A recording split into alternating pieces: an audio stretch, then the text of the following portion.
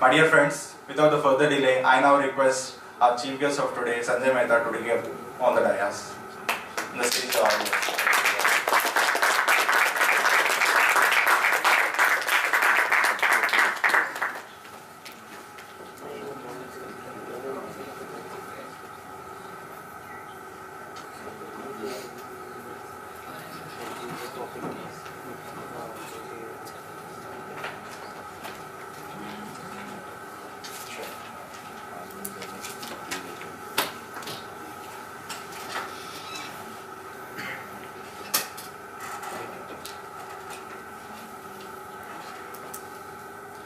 Good evening, everybody. Good evening, sir. Thank you for inviting me here today, and it's indeed a pleasure to share some thoughts and insights with you about social media and social media marketing in particular. So, as was mentioned, the specific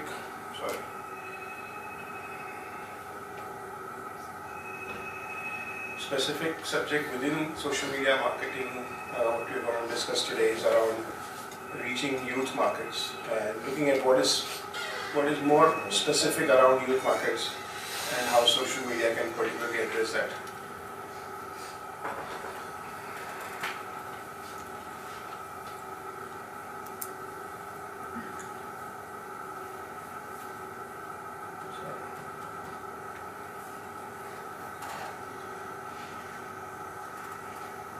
One second. So I think I've already been introduced, so just quick recap. So Home India was the first venture that, in terms of the internet side of businesses, which I started. Then there was a small stint at Compare Infobase, and currently I run Social Wavelength, which is perhaps India's largest social media agency. So we are about 170 people in 4 cities in India, and we work with. So this is a partial list of clients who we work with for social media services which we offer. So just to get you a perspective of sort of where the background is and how do these insights come across. So this is from working with all these companies. Anyway, this is what I'll try and cover in this short talk today. Some fundamentals of social media, specific insights around youth markets, consumer insights. I'm told that that's one of the subjects which you already have. So probably you'll identify with some of these things which I will talk about. And how brands can connect with youth markets, especially using social media. And then just as an example, we'll look at a case study. So that's what I'll be covering just now. So specifics, basic fundamentals of social media, although all of us, I'm sure, live and engage on social media, Facebook, Twitter, Instagram, Pinterest, whatever. And yet, if I'm including this, fundamental ideas of social media, it's with a purpose. So just so that everybody gets clarity in terms of social media in regards to a strategy for brands. How do we look at it? Not just as a consumer, how we use social media for ourselves, but more from a marketing perspective, right? So, the outset, what is social media? There's lots and lots of versions of definitions which one could give or views that may give. And a lot of times when we say what is social media, and people say, oh, it's Facebook. So that's like a quick jump to a best known name in social media. But really, to understand and define social media in a certain sort of technical way, here's how we look at it. Social media is the online technologies and practices that people use to share opinions, insights, experiences, and perspectives. So I repeat this. So all of these aspects, all of these words which are used have relevance. First of all, it's the online technologies and practices. So we are not talking about few of us getting together at a cafe coffee day and having social interaction. That's social, but that's not social media in a context like this. The second part is that the online technologies and practices that people use, okay? So nowhere in this sort of definition does a company or a brand feature, because at its core, social media is about people and what people are engaging with each other on an online platform. That's the core. You must understand and appreciate that. And why do people use this? To do what? To share. And it is again, I'm not sure if some of you might have had a chance to, today is Facebook's 10th birthday, right? You might be aware. And Mark Zuckerberg has put out a post from his side, and I think he essentially emphasizes that, the core of Facebook also has been about sharing. So sharing is the key, and what do you share? You share opinions, insights, experiences, perspectives. They may come out as a blog, they may come out as a Twitter tweet, they may come out as an image which you shoot and share, but it's all about essentially sharing. So this is at its core what social media is, and as you can see, and as I emphasized, in the definition there is no mention of brand or company. So where do brands then come in, and what are there any opportunities for brands? If it's all about people and people's conversation and interactions with each other, where then do brands feature here?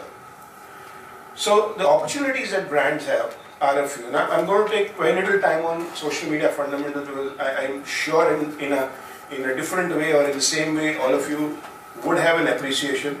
This is just so that we get our fundamentals in place before we look at youth markets and stuff like that. But let's appreciate that what are the kind of opportunities that brands have in a space which is otherwise meant for people. If it's otherwise all about people-to-people conversation, interactions, exchanges, brands still have an opportunity. The first opportunity is the opportunity to listen. So if you're a brand, typically there would be conversations happening about you, whether you are there or not. So if you are a Bonville, then people are going to be tweeting Bonville or sharing Bonville. If you are a Lux, if you are an Airtel, if you are a Vodafone, if you are Star TV, whatever you are, if there is a brand involved, people are referring to you in some way, whether good, bad, ugly, whatever. Even if they are not talking about you, there is a good chance that they are talking about your category, whatever business you're in which you are in, or your competitors. All those conversations are happening. Now, as a brand, then you have an opportunity to listen in. There are social media tools available which can allow you to fetch conversations across the entire space of the social web, whether it's blogs, forums, LinkedIn, Twitter, YouTube, etc., which have mention of certain keywords which you choose. You can choose keywords which are your brand names, you can choose keywords which are your competitors' brand names or whatever, and fetch those conversations. And by listening in as a brand, you get a sense of many things. You get a sense of how is your brand perceived by the people. What do they really think? You have tried to build a brand in a certain way, but is that what the consumer is really thinking about you? What do they think of competition? What are competition insights? Are they doing better than you? Are they have a better connect with the consumer? All sorts of different things are what you can learn. You can learn consumer preferences. So if you are in a product and consumer is saying, oh, I wish this was available in a green color or whatever, you are getting some sense of consumer requirements, consumer preferences, wish lists, all those things. So that's the first step.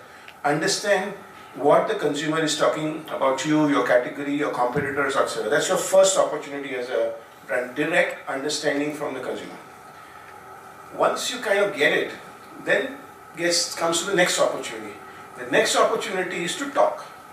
So you listen. Now, actually what happens that most of the time, social media initiatives are led by marketing departments and companies.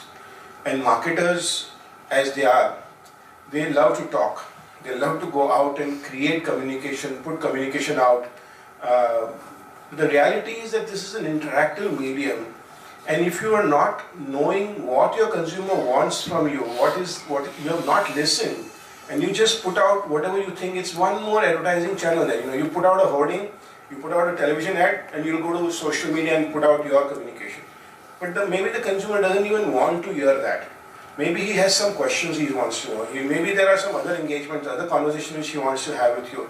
So ideally, listen first, and based on the listening, go out and create your communication so that it becomes relevant to the consumer. So that's actually the second opportunity that brands have. Once there is a basic listening and talking happening, then comes a third opportunity, which is engage. Engagement is where you are now actually, maybe asking the consumer for some opinions, creating some market surveys, running some contests, running some other, interactive engagements with the consumer. That's the third opportunity, which as a brand you have, which then leads to potential evangelizing. That's when your consumer carries your story forward. So when he or she shares the story or talks to their network about what a great experience they've had with you on social media, that's when your brand messages are getting further amplified and carried out. And there is no better way to reach your message out than from a customer himself or a consumer himself, rather than you carrying it. So that's your fourth opportunity. Now, when I'm writing them in a sequence, typically, this is the journey that a brand should take. The brand would love to jump to evangelizing, but if you've not done your listening, talking, engaging well, brands are not just going to take your message and share it with others, because you've not even connected back with them yet. So ideally it has to happen in a sequential manner. And the final opportunity is what we call as adopting. Now, adopting is a very, very interesting stage which you can reach as a brand.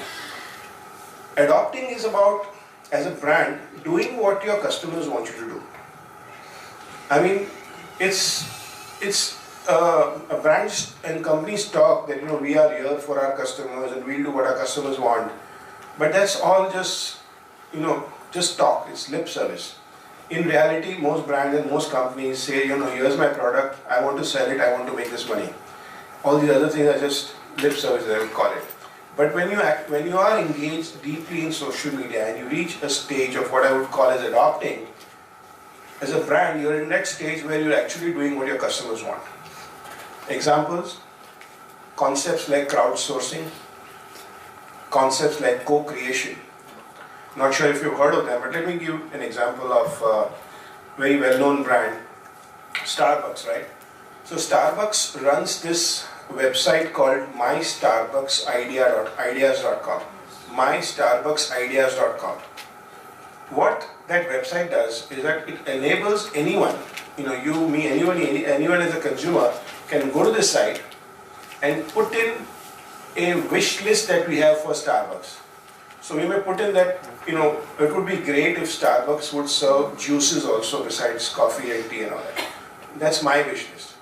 Okay. So you can give a wish either in product category or in ambience or in the way it's served, the chairs in the Starbucks outlet, whatever. Under whatever category of suggestion you may have, you can go and give the suggestion.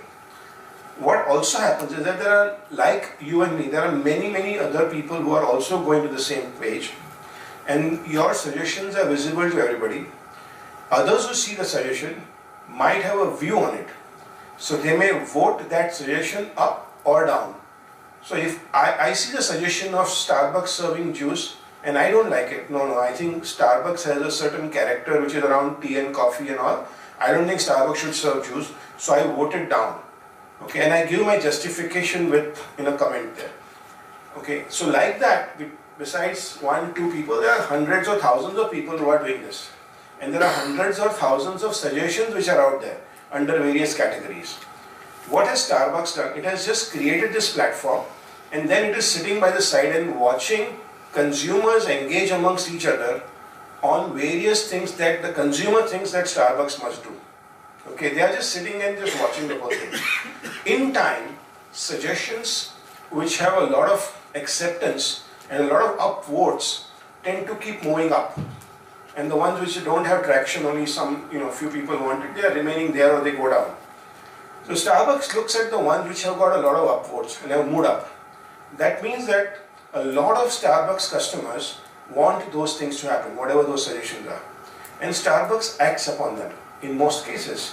So they will go out and actually respond on the same platform saying that, okay, this is a great suggestion. We will take it up for implementation. They may even put out things like North American outlets will see this happening from next quarter, and it will be rolled out in the rest of the world over the next few quarters or whatever. Some answers like that they will actually put out. Now, you as a customer, if you are in North America and 2-3 months later you walk into another Starbucks outlet and you see a change, maybe you see the tissue paper which is made of organic paper, which is eco-friendly or whatever, which was your suggestion, or which is a suggestion you voted up, and you see that there, you see, because you're a regular, you see a change, and you feel that, oh wow, Starbucks is doing what I asked them to do. Your connect with the brand increases, you feel bonded, you feel it's my Starbucks, it's happening the way I want it to. So that's a really, really powerful force. Of course, Starbucks may not take up all the suggestions because some may be not practical. So they may even, for certain suggestions, they may say, yeah, this is a good idea, but logistics doesn't allow us to do this at this point. For example, here's a dialogue which is being set up between the brand and the consumers. They are being transparent, they are being open, they are telling consumers that, hey, I value your suggestion, but look, because of certain logistics reasons, this cannot happen. Now, in doing all this, this is that stage of adoption. They have essentially done co-creation. They are creating next product, next service along with their consumers.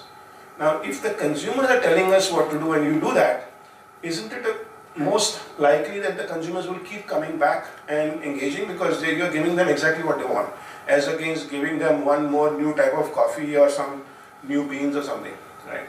So that's the stage. Can you jump straight to that? Unfortunately not.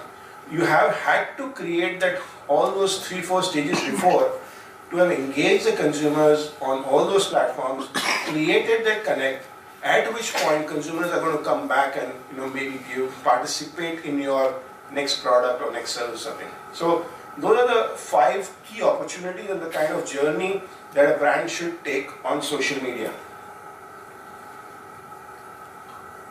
And then comes the actual strategy. How does one go about it? So that listening, talking, all that sounds a little theoretical. But if I say that, okay, if I'm a brand, what do I do tomorrow? How do I get started? What's the first thing I need to do? So that brings you back to the fundamentals of marketing and talk about the 4 P's. So on social media strategy also it's about the 4 P's with small difference, and which I will tell you what it is. The first P is again about people. Who are the kind of people you want to reach? If you're a brand, what is the person? So normally companies are able to define it in terms of demography, that yeah, I'm looking, my target audience is male, 18 to 24, cities, metro, urban, this, that, whatever. That's the kind of way in which brand is usually able to define the audience, which is fine, which is what you know. Can you now map that audience also to their possible behavior on social media? What is it that they could be doing on social media? Because that's the crucial part, and that's known as social media technographics, or words of that kind have been used to describe that. Just how you describe demographics, this is technographics or something. Now, what are the different kinds of behavior that a person can have on social media? One is that they could be authors. What that means is that they are creating original content. That could be a blog, it could be a photograph, it could be a YouTube video which they make, it could be a tweet, that's also original content. As long as you're creating some original content, you're a kind of an author. That's your first type of behavior. The second could be that a person is a critic. What's a critic? A critic is somebody who may not create original content, but when he sees some other content, so when I see a blog, if I'm a critic, I would maybe go and put some comment on it. Or if I see a tweet, I might reply to a tweet. So that's a critic, somebody who's open to go and give a response. The third kind is what you would call as collector or curator. Now, who's a collector or curator? He's a person who will share content. So he knows that, oh, this is an interesting article, my friends in this group will find it interesting, so he'll share it to that group on Facebook or LinkedIn or wherever. So he's helping his friends to get the kind of content that he thinks they will like. So that's an act of curation. So that's the third kind of behavior. Fourth is a behavior of joiners, people who join groups of various kinds. So you may join a group on Facebook, on Twitter, on LinkedIn or wherever. That's a joiner category. Fifth is the category of consumer. Means consumer in the sense consumer of content. So that person doesn't create content, doesn't necessarily critique it, doesn't join anything, doesn't curate, but they will read blogs, they will see videos, they will take inputs So they are a consumer of content. That's another behavior. And the last kind of behavior is the person who is inactive. He's not on social media or he's not active on social media. Now to better understand this, let's again give analogy of more real world. So assume that this hall was full of another event where there were 6 speakers on the stage. It was some kind of a conference and this room was busy, full up, and each one spoke one after the other. And then the speaker said any questions, and 1, 2, 5, 10 maybe questions came up while the session was on. When the session had a break for tea, people walk out and they huddle in small groups. They are all discussing something. And then there are a few people who are standing at the corner and sipping their own individual cup of tea and watching everything, whatever is going on. They are not talking, they are not mixing much. Now, let's do the analogy. The people on the stage who spoke, they were like the authors. They created their content. They shared some original content of theirs. The people who put up their hands and asked questions in the hall, they were like the critics. They were open to ask questions in public. They didn't kind of fear embarrassment or things like that. Sometimes you feel, oh, I have a very stupid question, should I ask, not ask? So some people hesitate. It's a real world scenario, but these guys were okay to ask questions. The people who walked out and then huddled together and in small groups, they were talking the same subject they were talking out. They were like the joiners. So in a certain comfort zone of people they know and are familiar with, they were open to converse. They were not so much open to put up a hand in the hall, but they were open to converse in their small comfort groups. The people who are sipping their own individual cup of tea and watching everything, they are like the consumers. They are consuming everything. They will also get inputs of all the things which happen, and they will also have a value add. They will go back enriched, but they are not participating beyond that. And those who didn't even come for the event, they are sitting at home, they are the inactive people. So there is an analogy to real life. Social media is not something which has just happened. It is very similar to society in that sense. Behavior is very reflective of social behavior. And that's what we are talking about. So if you are working on creating a strategy for your brand, you have to try to identify where does your target audience fit in. Now usually it's not that a person does only one thing. You have to look at the predominant behavior. That if my consumer, supposing I am addressing a market which is of doctors, okay, medical practitioners. I say, okay, they are busy, they are not really likely to be doing too much of author work themselves, they may not even critic, but they will be definitely consumers of content because they like to consume and get new things for themselves. Maybe some of them might be joiners, so they have a medical group or a friends group, they may join that. So my intuitive understanding that if I am looking at doctors, maybe the place where they belong is either consumers or joiners, more likely. It's a gut feel, generally you have to get that call. So like that you have to identify who are your people, the people you are trying to reach for your brand, where do they most likely fit in? So, the example which you gave in which who are collectors or curators? Collectors, so maybe it's not always easy. Maybe they are the people who will, if they go to an exhibition, they'll pick up brochures from all the booths and then they will go to their office and share it with their people or something. They are collectors.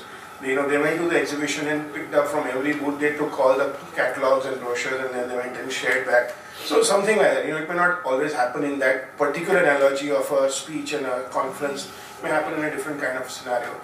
But yeah, that's sort of a behavior. Yeah. So coming to the second P, once you know, yeah. So you talked about identifying the target segment. So are there like thumb rules or tools by which you can actually do it in a quick or easy manner?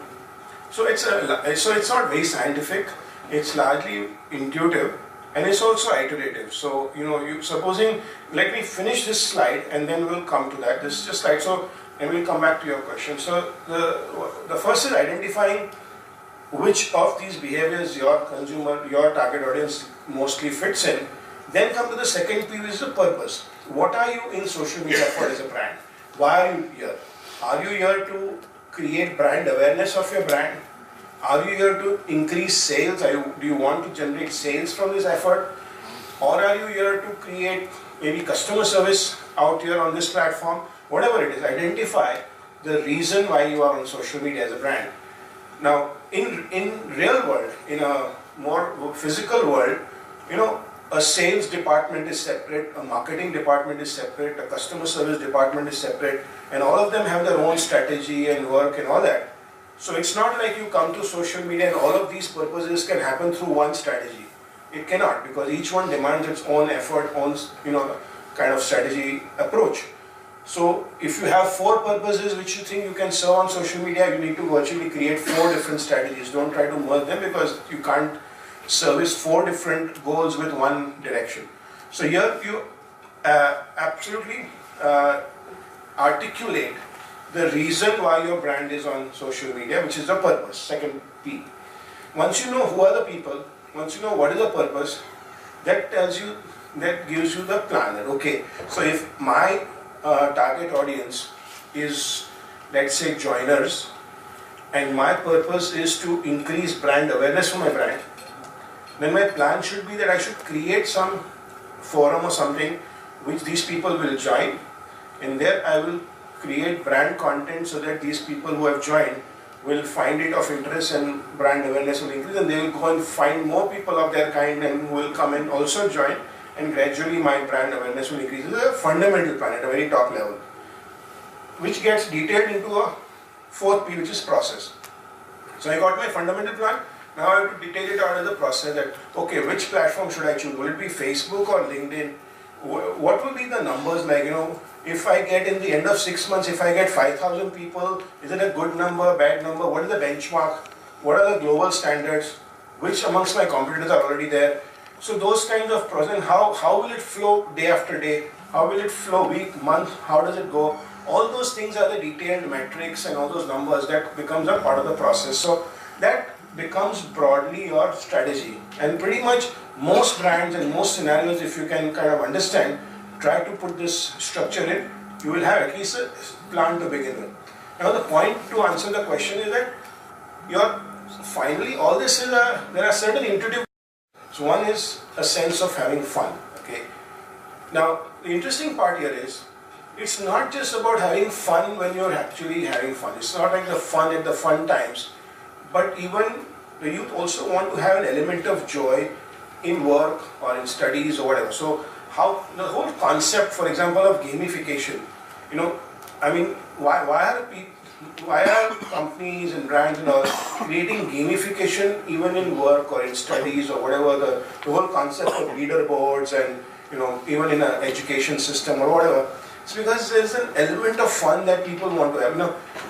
I told you earlier that we have about totally 170 people working in Mumbai office. We have about 125 in one single big room, and we are in the cabin. But every half an hour, every 1 hour, suddenly there will be a flurry of clapping and shouting and all. And I don't even know really, because inside the cabin I can't connect. But they are all young. All of my team is maybe 25, around 25 or under.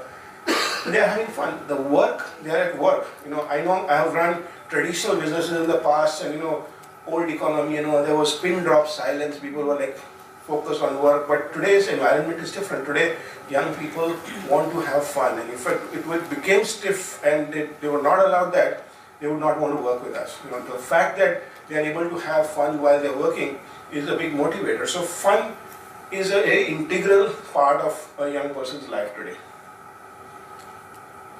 Second understanding which we get out of the whole consumer insight is a quick answer to the question that what's in it for me. Okay, so while there will be all these armchair activism on national issues and global issues and all that, if I'm asking somebody to take a certain step, a certain action, that come out and do this, more often than not, the answer should have clear. The answer will be clear to the person that, okay, if I'm doing this, what's in it for me? And it's not that it's all about selfishness. It could be that he's going to make a difference in this society, in this community, or whatever. As long as that clarity is there, that here, this is the answer, and then I'm going. If it's fuzzy, if it's not clear, and if it's some long-term goal which is I can't identify with, it doesn't get traction. Okay. Now, some of these things, you might say, okay, are these only things which happen in social activism or something like that? these are also relevant for brand activities. So if a brand does some contest or some competition on Facebook, on Twitter and all, does it get traction, does it not get traction? Sometimes, if you miss this, some of these crucial parts, if the consumer doesn't quite get that, okay, why should I do this? If the young person doesn't get it, your engagement may not get the traction which you would like it to get. And you start wondering that, okay, I've done this, there are these gifts, there are these prizes, why are people not connecting? There could be that, this part, one of these things may not be very clear, that what's in it for me. The third is an interesting element of fame. Even if it's what they call as 15 seconds of fame. I mean, here's what you see is some activation where person had their picture on an out of home, on a hoarding in Broadway in New York City, right? That sort of a thing. And even for a moment, so I got my 15 seconds on KBC or on some such, I had chance to shake hands with Salman Khan or whatever it may be. So that's a big driver. Opportunity to get that fame, visibility, all that is a big driver for young people. Bollywood continues to be a big factor, so impact of Bollywood, what Bollywood shows, what kind of, stories or drama or music or whatever it is, has continues to have, and when we're talking across the country, we're talking a certain cross section of youth, not very necessarily only metro or only urban, but across at least tier 2, tier 3 put together, and Bollywood continues to have a major impact on behavior. Music continues to be again a factor. Now music, it's the interesting thing is, music was always big for people, especially young people of whatever, maybe a generation, 2 generation back also. What has changed is the way music is experienced and what is done with music. So whether it is about, creating your own music, mixing some tracks or creating, or the way music is shared, whether through a Bluetooth or, the way you kind of basically engage the way you create a cover for your music or, personalization, all of those elements are a part of experiencing and engaging around the concept of music. And so again, if you were as a brand and you say, oh, music is big and let me give them some music to experience, that may not be enough. Can you tell them that, take this, what happened to Kolavari, right? Kolavari, besides the fundamental track which became big, people created versions of it. There was a Punjabi Kolavari and a Tamil Kolavari and whatever. Now all of these were the big highs that, I can turn around, I can create a fast version of it and a slow version of it and this and that, and there was a high around that. So that's the kind of thing, ripping it and doing things with it, that's the kind of elements of music which are big drivers again amongst the youth. This concept, I'm not sure if you can read it, it says, it's all about now.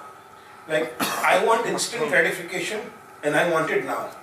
I mean, that's a height of impatience, that don't tell me that I should do something today and then I have to do something more next week and then the 4th week and after 3 months maybe I'll get a prize. It's not going to work. Okay? People don't have that kind of patience. So if you have, supposing you were a brand and you created some engagement which needs the person to do multiple things over a long time, and then maybe he has a chance to win, chances of that kind of an engagement becoming successful are very poor. On the other end, if you have something that every day there will be 5 winners, every day some things will be up for grabs, things like that. So I get the chance that, okay, I do this, and in a matter of a few hours, I get to know if I won something, if I did something. So it's like that. Instant gratification is the key. So again, thinking about engagement with the youth, if you take this as a fundamental, take as a concept that yes, when I create something, I should have an ability to give the youth something quickly, not having to make them wait. It's also a part of today's culture. It's all about the attention spans of people are so small that if I engage something, for a week, it doesn't connect back, I've already forgotten. Because there's so many other things which keep coming into my life and my head that I'm not even bothered about it. So it's like that. So if you have quick results, while it is fresh, while I'm still alive into it, I get an answer, I get some response. So that's the other driver.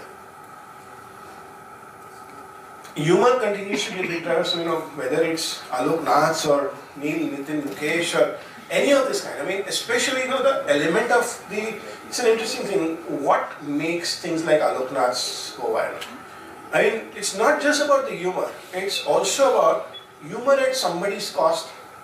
Cost is not that you're harming anybody, but it's like, candid camera kind of thing, or, those spoofs that are run, or, on radio, the radio jockey calls somebody and, pretends to be somebody else and then makes fun of the person.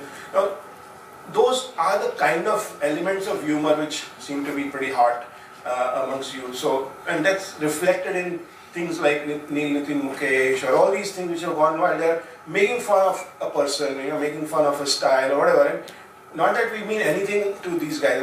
I'm sure all of the people who enjoyed those jokes have nothing against Alok Nath. They don't even probably know who he is, but everybody had a good laugh and kind of became viral. In a matter of a day or two, it just flew, right? So that's the kind of humor which is integral. So if you were a brand and you wanted to work your way into the youth market through humor, again, think those elements. How can you make it interesting for them? Next element is about thrill. Okay, thrill it's again what has happened in these days is even the enjoyment of thrill has gone to a different level. So, adventure and going on some treks and going climbing a mountain, all those things were there. But today, thrill has also taken a different kind of a meaning. It's about breaking a signal on your motorbike in front of a cop. The cop was there and I cut the signal and I came back and told my friend, this is what I did. Now that's the thrill. Like you flaunting a certain high of that kind. It's an example. I mean, so those are the kind of things which are going a little on the edge or probably beyond the edge is again an element which you seem to identify. And I find it funny that I'm talking to all of you. All of you are youth, and I'm not. And yet I'm trying to tell you what you guys supposedly like, and you might probably be disagreeing with a lot of these. But the thing is, these are based on some research and some insights, and they seem to work. I mean, there is when you've seen this, you've also gone and seen engagements which work, brand activation which work, and which did work. And some of these elements have come from there, and also through, of course, consumer interviews and research and all that. Again, an interesting turn of romance. I mean, today's world, romance has different meaning. It's not so much about Sat Janam Sat Rehna and all that. It's a different kind of, it's like this Mujhse friendship karogi and those kind of romance where there is, on one side there is intense possessiveness. I have WhatsApped and it's 15 minutes and he has still not replied, or maybe 5 minutes and whatever. I mean, those kind of obsessiveness and what happened, it's funny. I mean, I find it funny because I'm from a different generation, but that's the reality. I think those kinds of things about, not really long-term relationships, fine, break up, make up, all those things are also quite routine.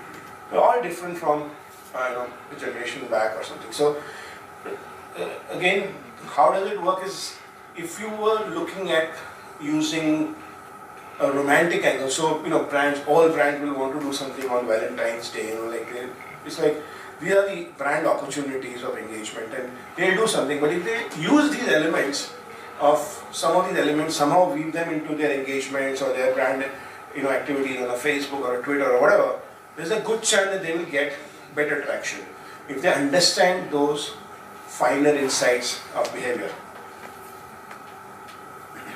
Tech is again a major driver. Now today, okay, so I mean we all know the numbers, hundreds of millions of phones and all that, but how is it relevant from a consumer behavior pattern is, for a generation earlier, what the two-wheeler or four-wheeler did, a mobile phone is doing that to today's generation.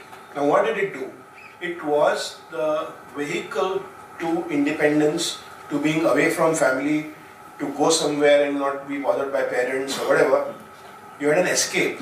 And at a certain age, youth, young people want to have that escape, to have their own time with their friends, alone. Today, a person, a young person could be sitting in the same hall or the same room and feel that same level of independence because he or she is immersed in her phone, which is her private space, and it's like she's lost. And it's independence. You wouldn't want to go and peep into that if you are not the person. She won't allow you to look at it. But it's that same vehicle of feeling of an independence. Of course, tech means there's elements of tech about what's the new phone, new feature, and the new app, and all those things are elements which are there. But from a behavioral pattern, the bigger aspect is it's your road to freedom, it's your road to an independent person. And in earlier generation, it was a two-wheeler or a four-wheeler when somebody got, okay, now I can be on my own, I can get away from parents and I can be on my own. That same role has today actually been taken up by a phone with WhatsApps and whatever. So these were some of the key angles from an insights perspective, and all of them, many of them, if you are a brand, if you can find a way to utilize those in your engagements, all of them have huge opportunity to be used in digital media, in social media. I was trying to give you some sort of small sample as I was talking. That's the key. So understanding those, if you're talking about youth markets, social media is, as such, is finally a means to the end. It means, if you're a marketer, you'll sit with your problem statement that this is what I want to do as a brand, this is what I want to achieve, and then think, okay, which vehicles should I take? Should I take television? Should I take print? Should I take radio? Should I take digital? Should I take social? So it's finally your brand goals and your end results required are still the same. They don't change because social media has come. But the social media is a vehicle to get there, and it's an interesting and effective vehicle. So if you were to use these brand insights for planning your television campaign or your print campaign, equally as much you have to use the same understanding, your same insights for a social media campaign also. And that's what the whole aspect of understanding this behavior pattern of youth was all about. Coming to actual brand engagements now, in terms of numbers, how we are a young country and what's market is definitely interesting. It's something that all brands, from a cola brand to a shoe brand to an insurance brand to a mutual fund brand, everybody wants a slice of it. Okay, that's where the numbers are. So that's what everybody wants. But the point is, wanting and doing is different. So you're a mutual fund brand, say, oh, the big market is the youth market because we have so many young people in the country, and then you still go out and put your boring old ad, which no young person is going to look at. You're not doing anything about it. You're just saying, I want the market, and instead of in that boring text ad, instead of showing an older person, you show a younger person. That's not doing anything. You're not connected. So it's like then it becomes old wine in new bottle. So it doesn't connect. You're still pretty much on traditional media, and in the traditional media communication, you put it into new media, doesn't matter. Communication has not changed. You're still talking the same kind of boring talk. Doesn't connect. Also the place where you act. So, what are the young people more likely to be doing? Reading a newspaper or perhaps spending time on Facebook. And yet, where does the more marketing money go? You want the youth market. You know that they are not likely to be reading the newspaper as much as they are going to be on Facebook or places like that. And yet, when you are sanctioning your budgets, 90% of the budget still go on print and television and all, and then some loose change of 5-10% is going to digital. So, are you walking the talk as a brand? You say that, oh, I want to reach the youth market, and you're still going after places where your market is not even there. But that's unfortunate legacy of the old understanding, and a lot of marketers have not understood the new space, new media, and they are happy to keep doing the old things. Okay, sadly, unfortunately, that's not delivering them results. So using social media then is not about carpet bombing like traditional media otherwise is. When you put a television ad, you're not sharply targeting. Even if you say, oh, I'll pick that particular program, I'll pick the cricket match, or I'll pick that particular soap opera, or I'll pick that reality show, you're still pretty much bombarding because there are large number of people of all kinds who are probably watching that show. Whereas social media is actually social/digital, you can say, allows you to have very specific, focused, targeting, objective driven and measurable. That's the opportunity which social media provides you. Also, why is it necessary? If you're especially trying to sell something to the young people, why is it even necessary? Is because fundamentally the way purchase decisions are being taken by people has changed. Okay, there was a traditional, what we call it, a funnel journey of purchase journey for funnel wise. Now, what is the funnel journey? So, let's say you wanted to buy a motor vehicle. Let's say you wanted to buy a car, a small car. So the old way would be that you'll identify all the options available in that category. So if you're looking at a small car, you look at all the different, 12 different models or 15 different models which are there. You'll make a list of them, and then gradually you will eliminate by whatever means. So by seeing brochures or going and taking test drives or talking to people or experts or whatever, gradually you will zero down to the final choice. But you start with a funnel, the whole big choice. Today, the buying decision journey has changed. The first, okay, I'll looking at the slide, I'll just tell you. What happens is that today, a person doesn't necessarily start with the entire range of options. So if it's a car, and if I want to buy a small car, there are maybe 2 or 3 names which come to my mind from whatever, some top of mind recall is there. Okay, so let me look at the Santro and maybe the Alto or whatever just comes to mind.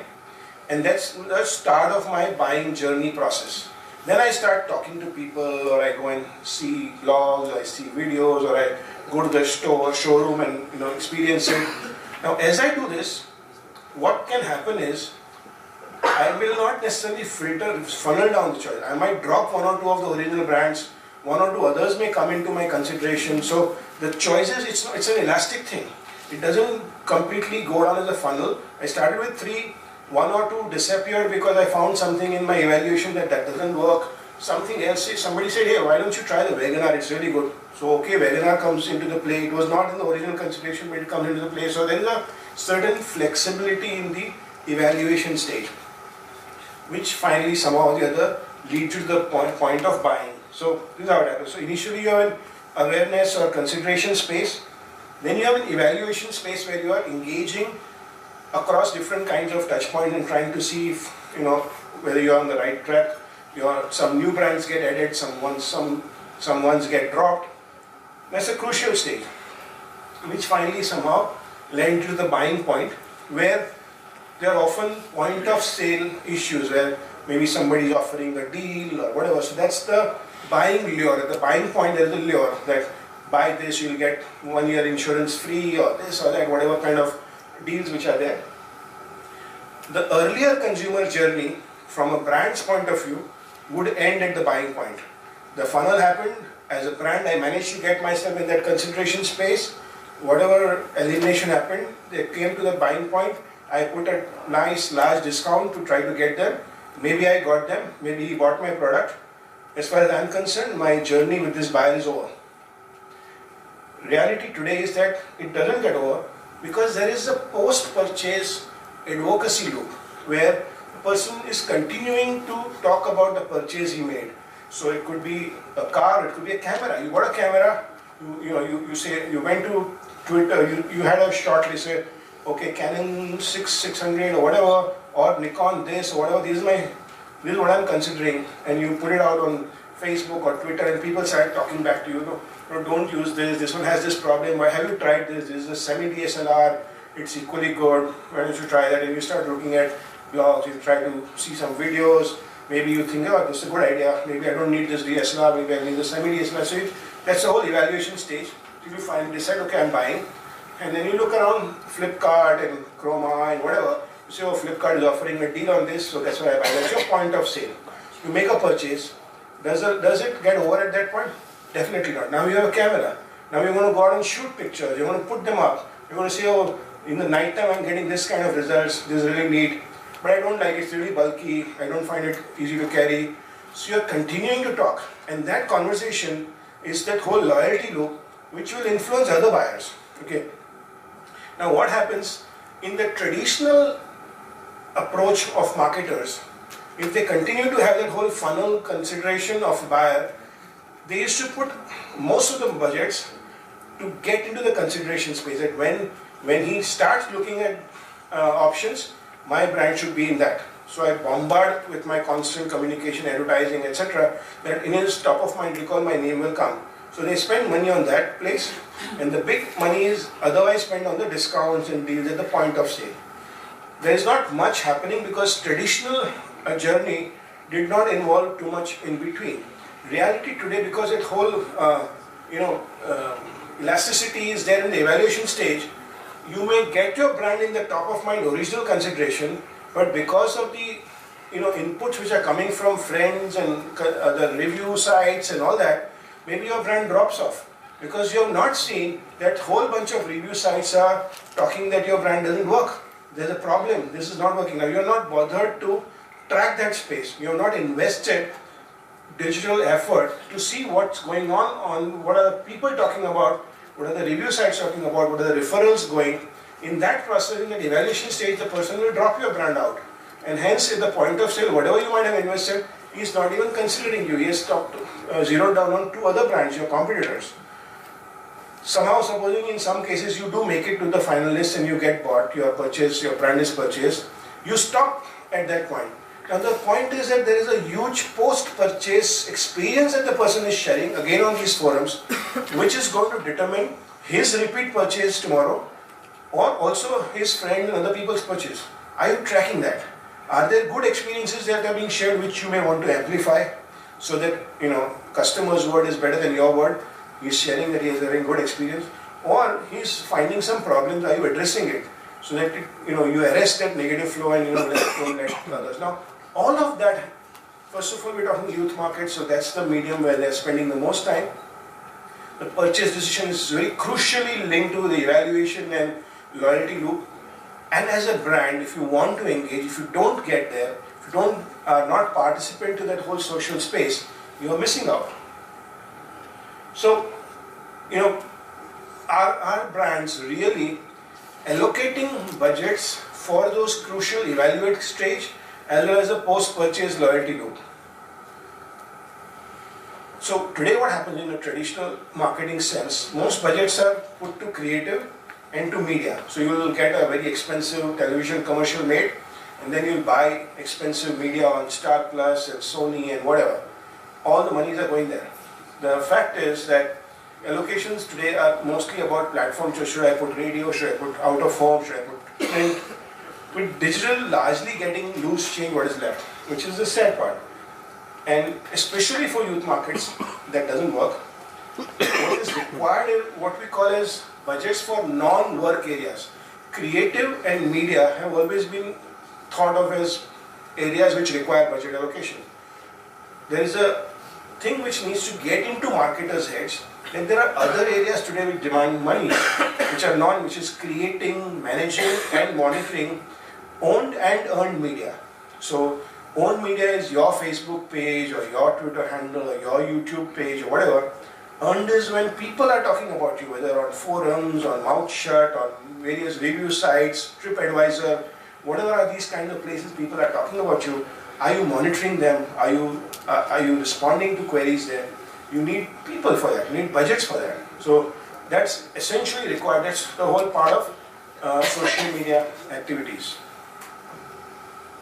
So that's broadly the thoughts around what to do, how to use social media for your brands and why. You have a question? So, as you have said, social media is particularly targeted towards youth markets.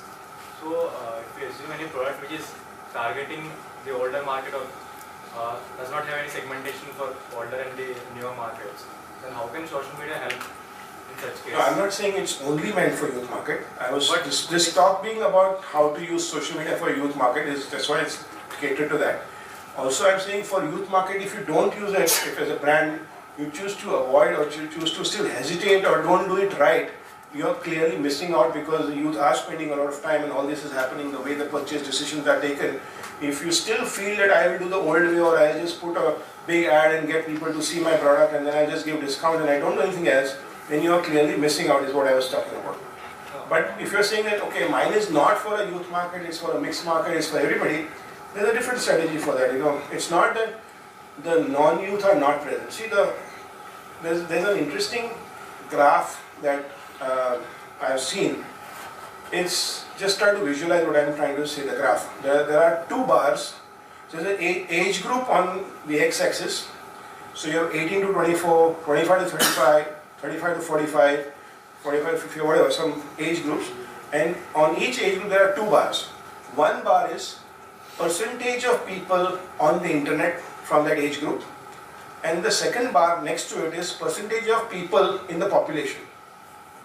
Are you getting it? So 18 to 24, if I see that there is 45% of the internet population, supposing is that, for example, I also see next to it that 54% of the population is that. Okay? And if I look at 55 to 65, I find that 7% or 9% of the internet population is of that age group. I also find that population is only 7%. So if there are 100 people, now usually there are 100 people in population, if there are 7 people in the 55 to 65 years of age group, okay, now think that out of 100, 50 are on internet and 3 of them were in the 55 to 65 age group. Now what's the issue? In the same proportion as one is in the population, in that proportion you will find them on internet.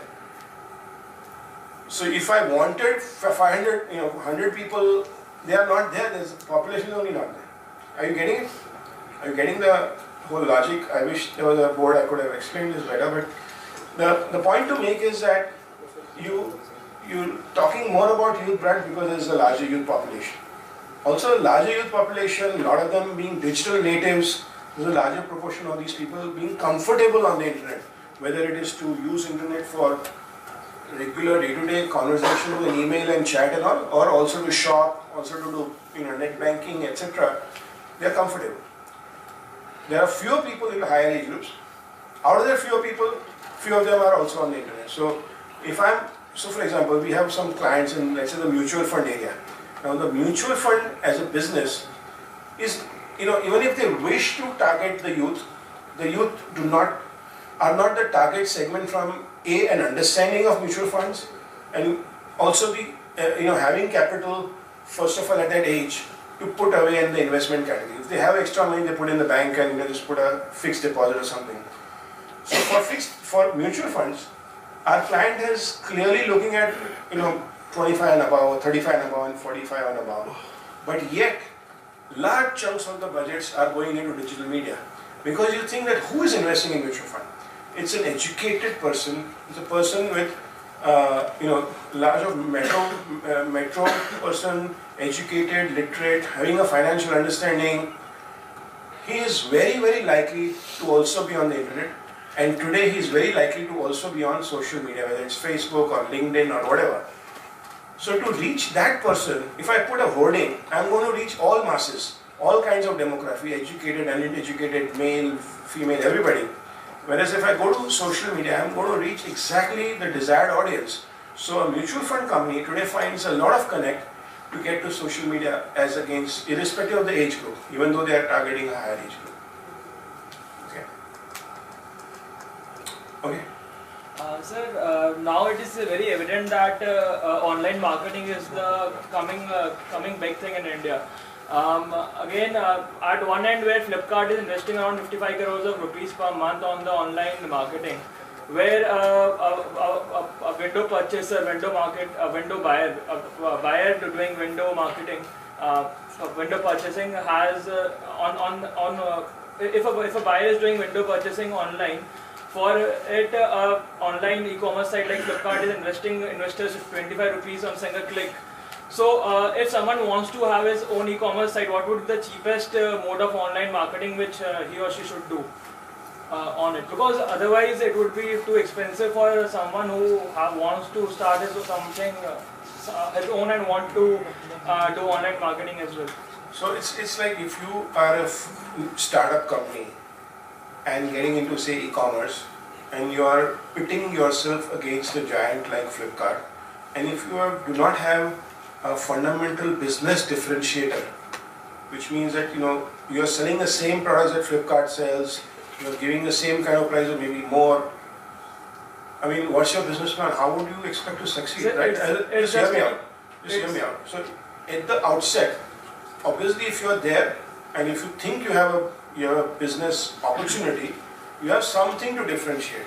Whether it's customer service, whether it's a unique range of products, there's something differentiating which you have. So I'm assuming that maybe you have product categories which are not offered by Flipkart, you have a customized version which they are not offering. So whatever. So you find that, okay, you have a reason to take, it's not just e-commerce versus e-commerce, it's a consumer's need. If I need a camera or if I need a mobile phone, which is a standard SKU, so-and-so, Nokia, Lumia, etc. I mean, you can't, so whatever. As a newcomer, if you don't have the big, deep pockets which they have, you might find it difficult. But if you are selling something which needs engraving and personalization or experience selling, and that's your niche. So it's not about his spend versus your spend. You're spending a different category. You're spending on a certain service which is a different need of a consumer. Now you can definitely spend on say Google keywords, or you can create a Facebook page and nurture that particular type of consumer who values that. Okay, so if you have some exotic flower designs as a gift, that's your key category. Nurture the kind of consumer who looks at that and build a community around that. Keep sharing with them new designs, keep talking to them, asking them their opinions. You're building a base, and word of mouth will take it further. That's very cheap. Or if it's a thing which is required, it's a need. Supposing you are doing online sale of wedding invitation cards, you have hundreds of designs which Flipkart is not into. That's the thing. Now you buy Google keywords around excellent wedding invitation card keywords, and you put your Google ads out. That's at a low cost, relatively speaking, and you're getting the absolute right kind of audience to come. And then when they come, your website should showcase your excellent range and differentiate. That's your business option. If you're taking the same category, same thing, and you're trying to say, okay, I'll take on Flipkart, that's basically a business challenge. I don't think it's easy to get there. Okay. Somebody else had a question? Yeah. Sir, my question is basically, youth is now not loyal to a particular social media. They use Facebook, Twitter, and YouTube.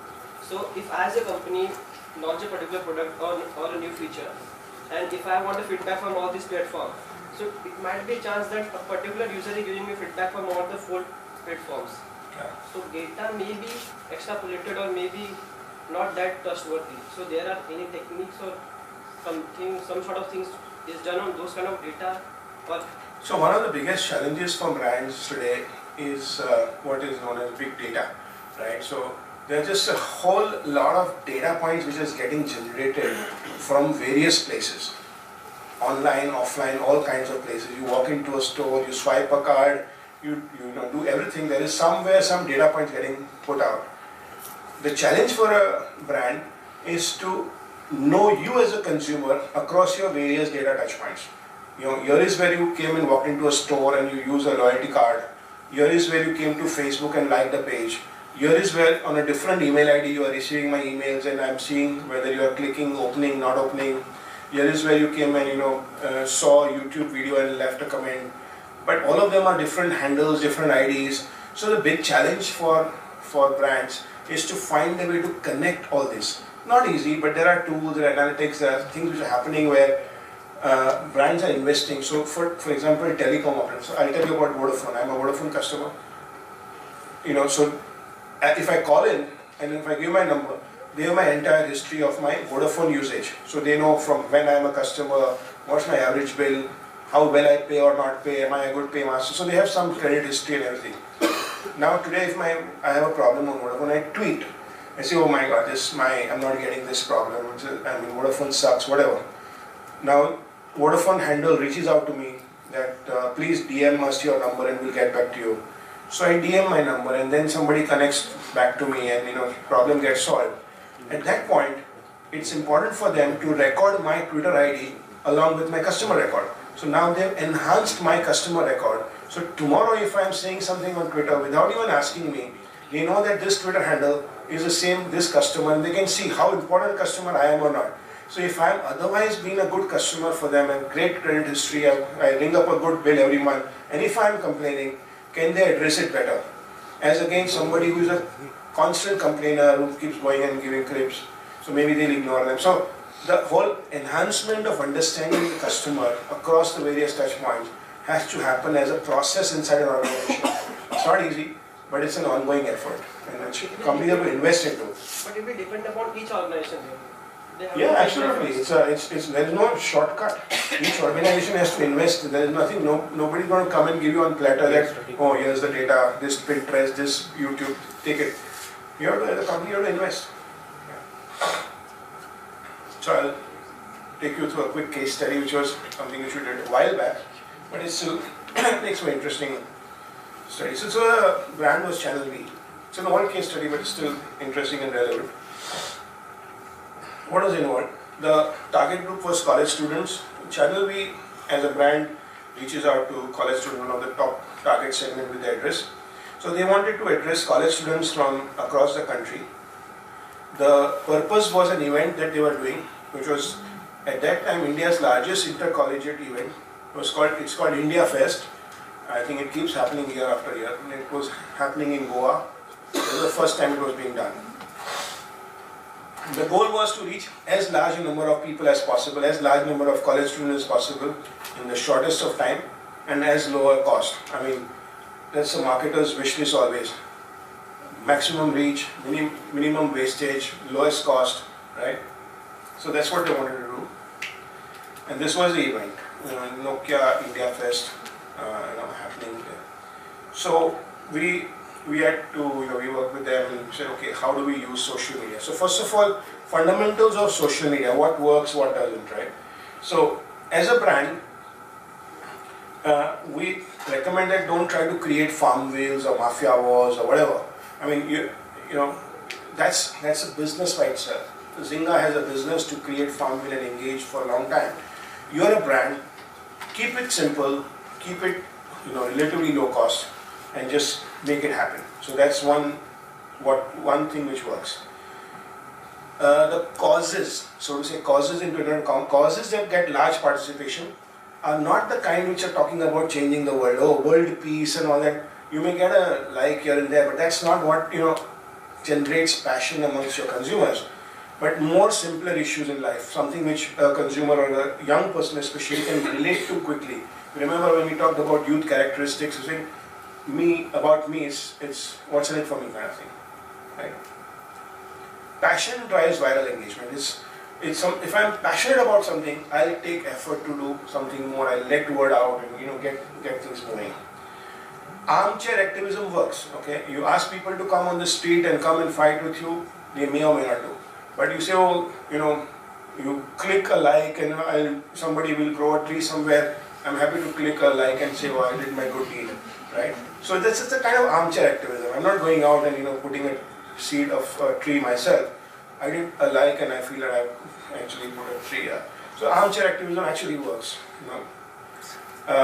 Impulsive participation is good. Can you make it so simple that on an impulse I can do something? Okay, so don't make somebody go through a whole lot of effort to do something. Make it so impulsive that it's like a no-brainer. There should be an easy way to recruit more participation. So how can you make it simple to grow the hoarders? Like you got 5 people, can it become 50 quickly? Is it easy to get more and more people to come in? In doing all this, stay close to your core TG and your core focus area. So if you are a food brand and then you do a Bollywood engagement which has no connect to your brand or your business, you may get engagement because Bollywood works, but then does it do anything to your brand? Does it do anything to your core focus area that you wanted people to sort of relate to your food and maybe experience it, your pizza brand, whatever? If it doesn't, then you're missing it. So can you find a way to keep close to your TG and to your focus area in terms of business? So with all those learnings, all those kind of simple understandings, we came up with this basic idea. Make your college the सबसे like college in the country, and if you do that, you win 5 lakhs for your college. Okay, there's a lot of interesting things here. I'm giving a student an option to make his or her college the सबसे liked college in the country. So it's not about you, the consumer, but your college. Are you passionate about it? Are you going to drive it? And you're not even getting anything yourself. There's no prizes to win for you. If your college comes out first, your college will win 5 lakhs. Now, when we put this out, we did have our set of doubts. Will it work? We thought this fundamentally it was addressing an interesting thing, but we were not sure that it's not about the student himself or herself. Will they engage? There's no prizes to win for them. Will they make it big? So what was involved? The application, it was an application which ran on Facebook. On the Facebook page there was what we call the pre-like lure. So you come to the, you drive people to the page, like this to know more something. So you got to like the page. So you, in the process, you make people like the page. So at least the page likes were going up in the post like there was a revelation. So you have a sort of a mystery angle. Click here to know more or something like that. You click the like, and then you see a post like page which shows something, some revelation. That's called a fan build strategy. The display picture on the Facebook page constantly promoted the activity. As you can see, the center square, the V सबसे like college thing. There was a simple 3-step process of participation which was highlighted. The process was go and like your college. If you don't find your college, add your college and then like it. So while we had a long list of colleges which is already in the database, in case some remote college or something was not found, you had a choice to go and add your college and then go and like. So your college will get your like. So you're trying to build the likes. There was an option for a person to vote for more than one college. We said that people could have gone to more than one college in life. So why restrict them to only like one? So in that sense, we also wanted more votes. So, you can get 1,000 people and maybe get 2,000 votes or whatever. That was the idea. So that was allowed. Logic being that you could like more than one college for whatever reason. There was a mini page for each college. When you go and click NITIE, you'll find a small page giving some information, and you would see the names and photos of all the people who have liked that college like that. Supposing NITIE was showing 2,000 votes at a point or 200 votes, you could actually see the people who had liked that college. Now you might easily find somebody you know. Oh wow, this my friend has already liked. So kind of there's a relate when anytime Facebook ads happen, often you find your so and so friend is like this. That's a way. It's again a psychology that if my so and so friend is like this page, might be interesting. Your level of intrigue increases and you're more likely to explore that. So the same thing we were using. You go to NITIE page, you find names and photographs. They were ordered in terms of your connection. So if you are logged into Facebook, which is how you will go to that page, if there are people you are friends with and they were there, they would show up first. So you would see if some of your friends had already liked the page. There was a leaderboard which was quite prominently shown that which college was on the top and your college was on what number. So you say, oh, I'm on the 4th position. If you think that, oh, I'm only so many likes away from being the top college, maybe you can go and spread the word further in your college. Go and like it, and let's make our college number 1. Very next to it, very quickly, there was an invite friends thing. So how to recruit more very easily. That was the whole point. That quickly next to it, there was an invite friends. So it's quite expected that if you are from a certain college, you would have friends in your Facebook network who are also from the college. And it was very easy for you to click, find those friends and make them to go and like this page. And of course, Sabse Like College was also promoted on various college forums and groups on Facebook. Regular posts around this happened from the Channel V Facebook page. So with all those kind of efforts, and it was all about, so whatever, go find your college, like it, okay? But in the process, the results were astounding. We ran this for a period of about 50 days before that event was happening. When we started, the Channel V fan base was around 343,000. In 50 days, it hit 648,000, close to 90% roughly growth in a matter of 90% growth, and mostly through organic ways. There was some media which was spent. Channel V, of course, promoted it a little bit on the television, but if television was easy to reach the people, they don't need Facebook. The fact was, at that time and even today, there is a larger number of people connected and relating to Channel V on social and digital media than they are viewers on television. You know, unlike general entertainment channels like Star Plus or Sony, most of the channels, most of the niche channels, whether it's Star World, Star Movies, and we've done a lot of work with the entire set of Star channels. There is more connection or more people connecting with the brand on digital media than on television. Television has become a niche audience for all these channels. So for them, it's a compulsion to be on this media. And the same thing was with Channel V. The television was never going to be enough, otherwise they don't need anything. If television is enough, why should they advertise anywhere else? But this is where they could actually jump the numbers to as much as 90% growth in a matter of 50 days. And plus fundamentally get the word out India Fest. Every person who kind of connected, engaged, almost 350,000 people through this engagement also got to hear about India Fest.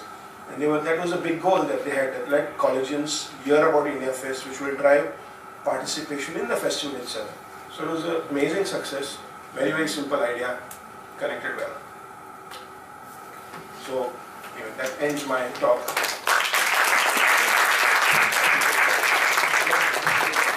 Like sir, this initiative was started a couple of years back, but at that time it was quite a new idea. But then these days when you see, there are a lot of parallel ideas running all together. Correct. So more and more users are getting very much spammed because of these